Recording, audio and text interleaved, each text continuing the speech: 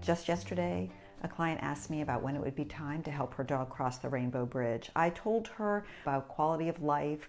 Would you want to live your dog's life applying the 5 freedoms to quality of life assessment and using a validated quality of life scoring tool? As I was talking to her and we were walking through the hows and the whats and the who's of euthanasia of a pet, I realized there really wasn't one place where I could send her, where she could get all of this information. And also I realized that the information about how to plan the euthanasia and who will do what isn't really anywhere out there on not just the decision to help your pet pass with dignity, but also the nuts and bolts of how you get there and how you navigate the inevitable family dynamics of a major family decision.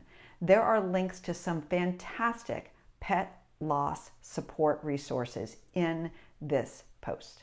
One of the things that I would like you to be doing if you have a pet with a chronic illness or a pet that's just getting older is talking to your family about each individual family member's criteria for euthanasia. This is not a fun, over dinner conversation, but it must be had because, at least for me, once I make that decision that my pet is suffering so much that I'm willing to help them pass, it's an emergency.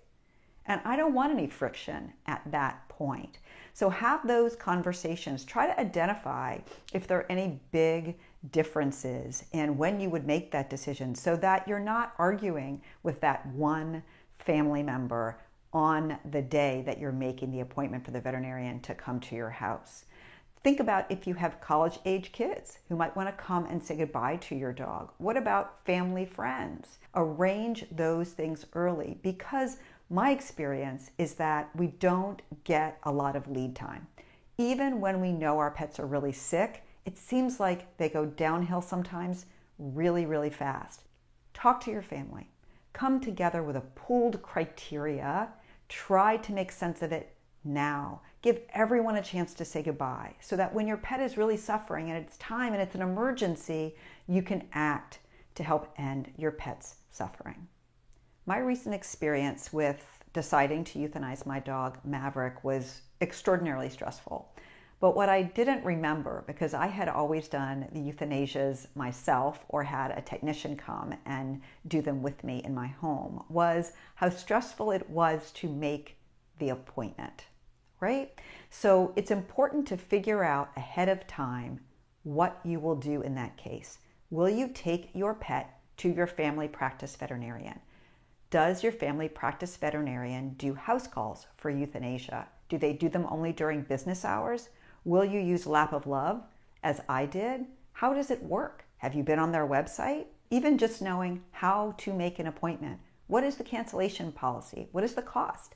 These are things you have to figure out beforehand so that on the day when you need to really be there for your dog, you can be 100% present and there.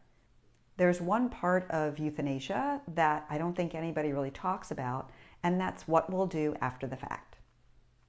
Will you get your dog or cat or bunny or bird's ashes back? Will they be group cremated?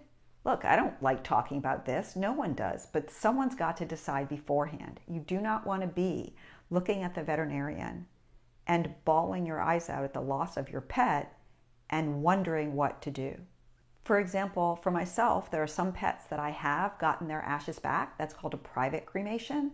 And I have had some that I haven't asked for the ashes back.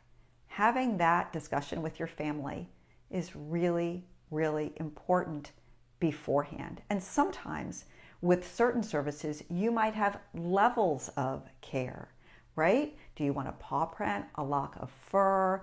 It seems really depressing to talk about, right? But if you make those preparations early, you are helping yourself, you're helping your family, and you're getting to spend the last moments of your pet's life with your pet, which is what you should be doing, instead of trying to make arrangements.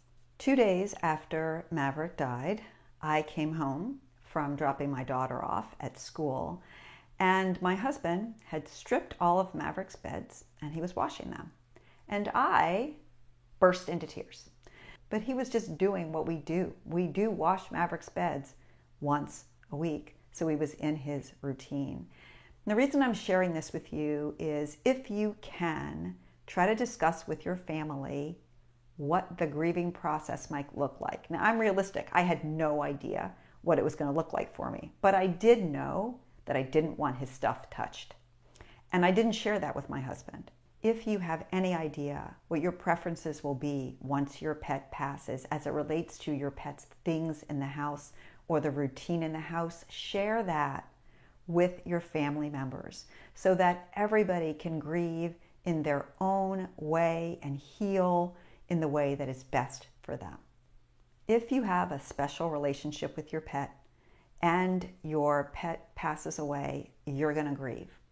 And it sucks, right? I don't have any degree in grief counseling, but I can share with you a couple of things that I've learned in the past couple of weeks. First, the only way to get through it is to go through it. And grieving is natural. Anybody who tells you that you shouldn't be grieving for your pet is just not somebody you want to be talking to after your pet passes away.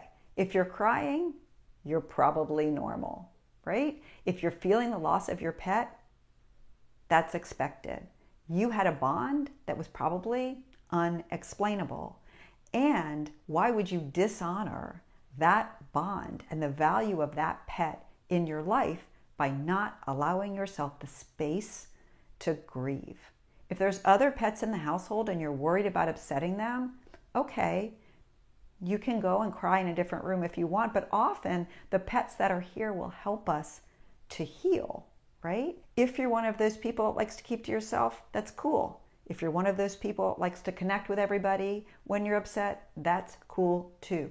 Do what you need to do, and please don't push yourself to do something that is not what you need at this time. Of course, take care of your family. Go to your job if you can while you're grieving, but otherwise, give yourself that space. The take home is that everyone's going to grieve in their own ways. Give yourself space and give your family members space to grieve in their way.